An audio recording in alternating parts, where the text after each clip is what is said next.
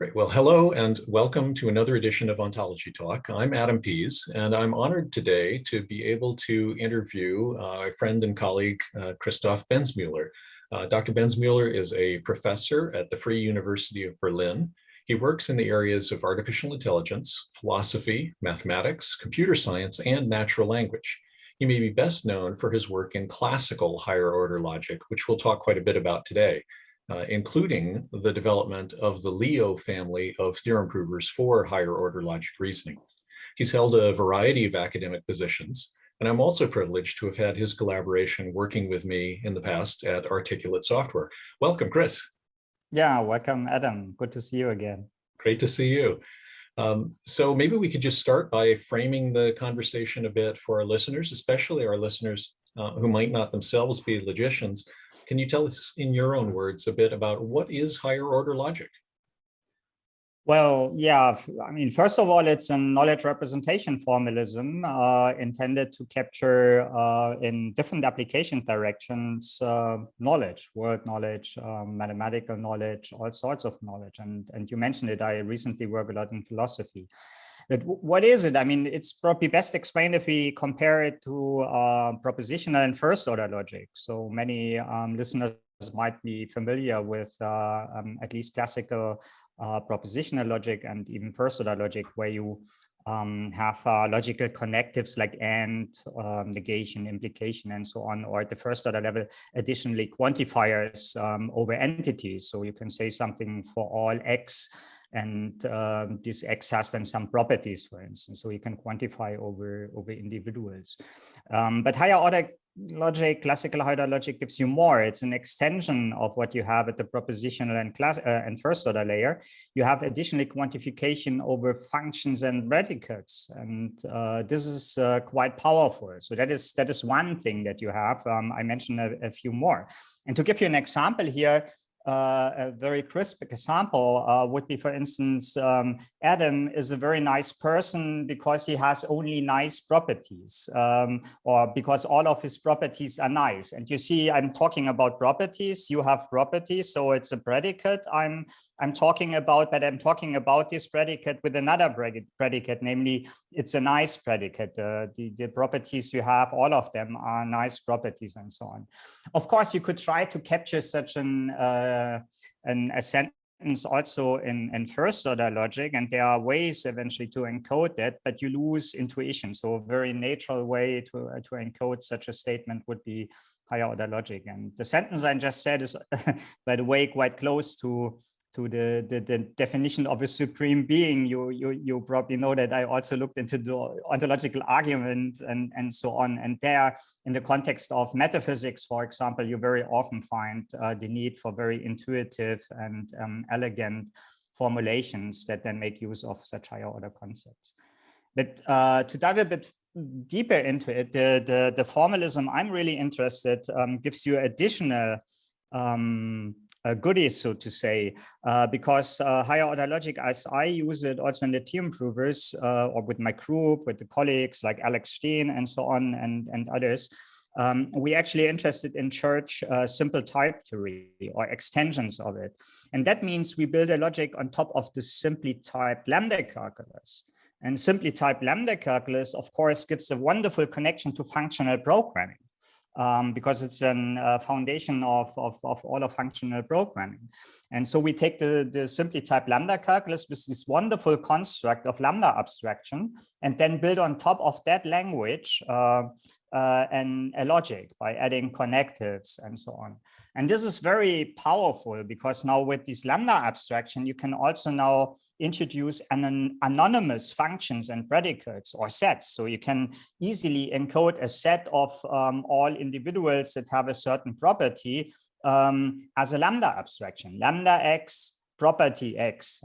So that would be a very crisp representation of the set of all sets that have this certain property. And this is very powerful also because it allows you to avoid quantifiers being introduced as explicit binding mechanisms. So we don't need them as explicit binders as you do in first order logic, but you can introduce now the quantifiers just by constant symbols, similar to connectives like and or, and reuse lambda abstraction. I don't go further into the details, but the idea here is really you can avoid things that you then have to do in first order logic by relying on the concept of lambda abstraction. It gives you even the interesting properties in the sense that you can avoid now comprehension principles in your logic when you want to reason about sets, for examples, because lambda abstraction is replacing the need for comprehension. So there are many goodies coming with a higher order logic. And the last one I want to mention here is that you have even a simpler structure as first order logic, because you avoid a double inductive definition. First order logic typically introduces terms and then formulas, and you have a double inductive definition. Higher order logic based on church type theory, or in the sense of church type theory, is a single inductive structure. So you only have the simply typed lambda calculus as an inductive structure, and then you add these special connectives to it. It's a logic of terms, and only specific terms that are of Boolean types are your formulas. So many interesting goodies in comparison to a first order logic. And that is why I'm personally so fascinated about this language, and why I've been working for so many time with it already. Yeah, it seemed to me that in at least a perfect world in terms of computation, if you want to represent things about the world, you can't do without higher order logic. There's so many examples. Maybe one that you hadn't mentioned so far was being able to talk about belief or attribution. So yes. John said that, where yes. That is a formula. And if you didn't have higher order logic, you couldn't talk about somebody believing something or saying something. And how do you do without that and represent the world? That's exactly a very interesting point that I'm at the moment exploring, investigating a lot. And it's quite clear. That's also what we did together when we looked into such examples, in particular modalities like belief or other ones. And recently, I'm very much working also in the direction of encoding the ontic logics in classical higher logic. Yes, the opportunity and the possibility to properly encode, suitably encode such rich concepts that are non-trivial, and this is typically the case for all sorts of modalities in natural language. Higher order logic provides a very suitable and fruitful environment for doing so. And this is what we have done a lot in recent years, and what I'm studying at the moment with applications in many different directions. But I guess we come back to that point during our conversation eventually.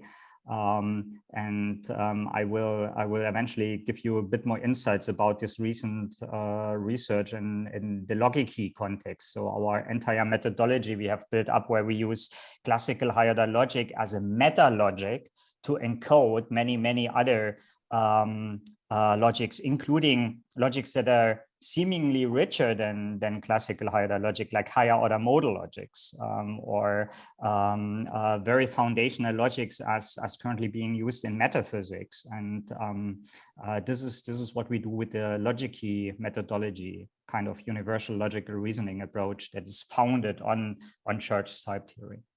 Yeah, tremendously powerful, especially the things that you're mentioning as modals. Maybe we can just bring it back to what is a modal in common sense term. It seems to me a modal is any variety of different operators or labels that sort of talk again about sentences. So like it's possible that, or it's necessary that, or the two of the most classic modal operators.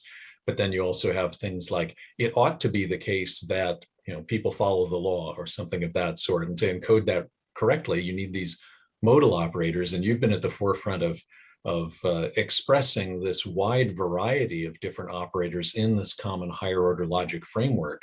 One of the challenges, it seems, in logic to me, especially as really not a logician, at least to start, was that there are so many different logics. They all have their own idiosyncrasies. How do we create some kind of simple, at least on the surface, simple language that allows us to say what we want to say without having a proliferation of different mathematical approaches? Yeah, that is exactly the idea of this recent research, which we now frame under this term logicy. And there's a recent article that appeared in Artificial Intelligence about it.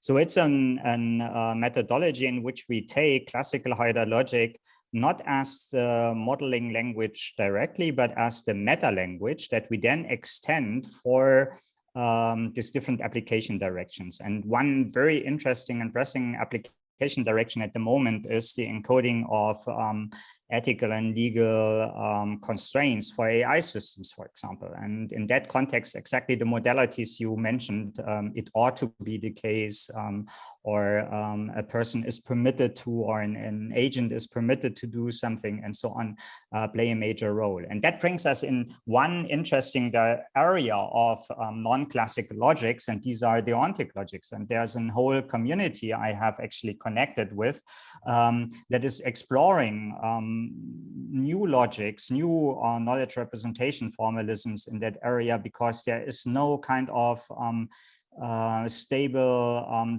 point of development reached yet. So it's not clear what is the ultimate best deontic logic there. And whenever people at, for instance, a conference like Dion event a new one, there will be shortly after eventually new paradoxes being presented at the next edition of a conference with a new proposal to amend the logic to care also for these paradoxes.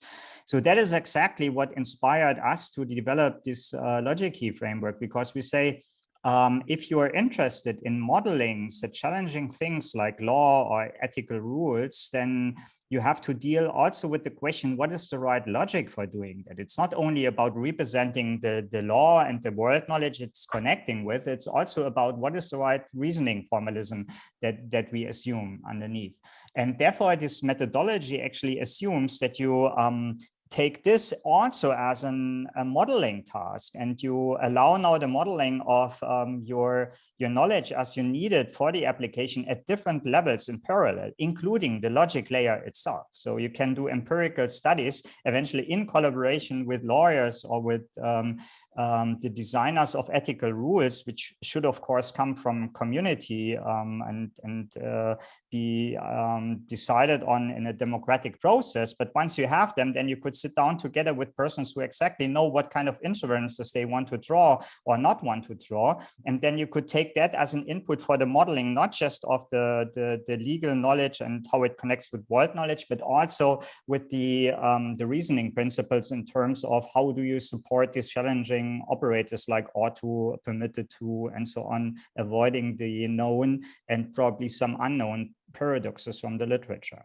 And this is what's behind this approach. Yeah, law is a particularly interesting area. I mean, especially with a lot of work that's being done in machine learning now. I think that a lot of computer scientists working in AI, initially have this feeling like, oh, we should be able to do this with machine learning. But law is one of those things where you don't learn what the traffic laws are by a million examples done through trial and error. At least your odds of survival after that are not great. Yes. It's the sort of thing where you need to be told in some way there, and told in some language that's formal enough so that the machine can reason about it. Yes, exactly. I totally agree. And it's not only that we actually clearly see here in society, as you explained it, this aspect of deliberative and declarative communication. That is what we do with establishing laws and communicating them further. It even seems completely ridiculous to me that when you start with formalizing rules and such a legal system for, say, AI agents or whatever, that you would turn them, when you have them already at this wonderful declarative level, into examples to be learned by machines. That would not even be feasible, but even the idea is, to me, a kind of step backwards in evolution in a way, right? And for me, it's kind of, it's an interesting capability to learn from examples, and also that should play a role in theorem proving and so on. So they're important recent direction.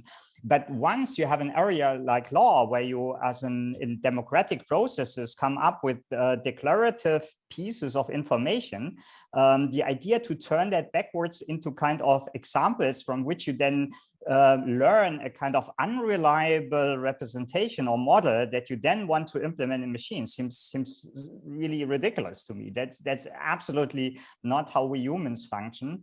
And this is also not, I think, what is appropriate for the area of controlling AI systems in the future. Yeah, well, one of the things that makes us intelligent humans is that we can communicate things about the world to each other and summarize our experiences and create these rules of thumb that embody maybe a lot of learning from examples, but it makes us way more efficient. If everybody had to learn everything from scratch from examples, it wouldn't be practical to be functional as the kind of beings that we are. We learn from our parents and our colleagues. People tell us things.